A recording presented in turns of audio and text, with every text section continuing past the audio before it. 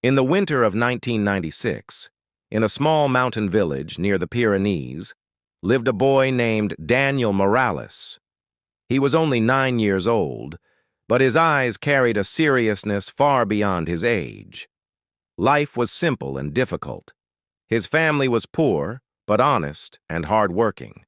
Daniel's father worked as a woodcutter in the nearby forest, while his mother sewed clothes for neighbors to earn a little extra money. Despite the cold winters and long nights, their home was filled with warmth and love. One January evening, a powerful snowstorm swept through the mountains. The wind howled like a wild animal, covering roads, houses, and trees under thick layers of snow.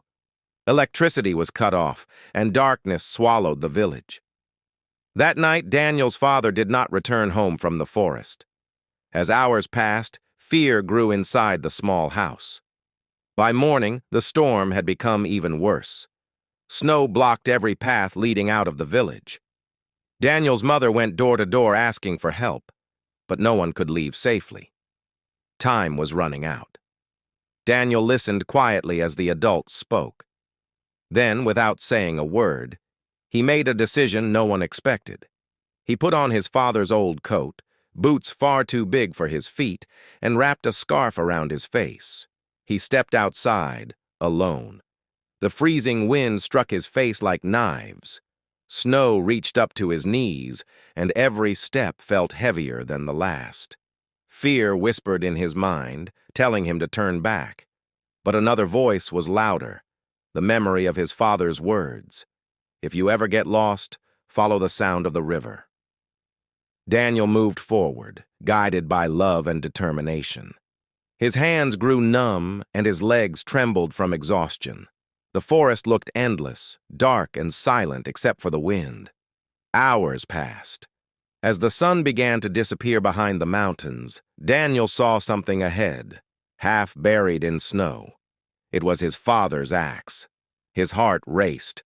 A few steps further, he found his father lying unconscious, trapped under a fallen tree branch. Snow covered his body, and his breathing was weak. Daniel cried out, his voice shaking. Using all his strength, he cleared snow from his father's face and tried to lift the branch. It barely moved. Tears froze on his cheeks, but he refused to give up.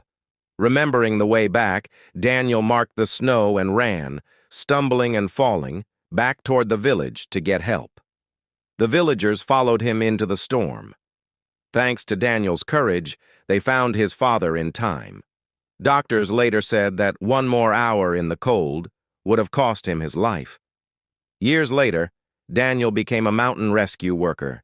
He saved many lives, but he always said his first rescue happened when he was 9 years old, the night a boy walked alone through the snow to save his father.